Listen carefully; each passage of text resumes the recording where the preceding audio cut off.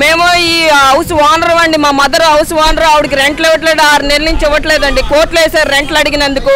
మా mother sick అయిపోయారు.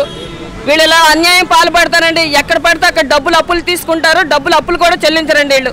ఎప్పుడు రెంట్ కరెక్ట్గా ఇవ్వరు వీళ్ళు. ఎప్పుడూ కోర్టుకి వెళ్ళిపోతున్నారు. ఏదైనా మేమేమైనా గట్టిగా అడుగుతుంటే మమ్మల్ని పోలీస్ స్టేషన్లో కంప్లైంట్ ఇచ్చేసి మమ్మల్ని ఇంట్లో ఉన్న వాళ్ళని వీధిలో ఈడ్చారన్నమాట వీళ్ళు.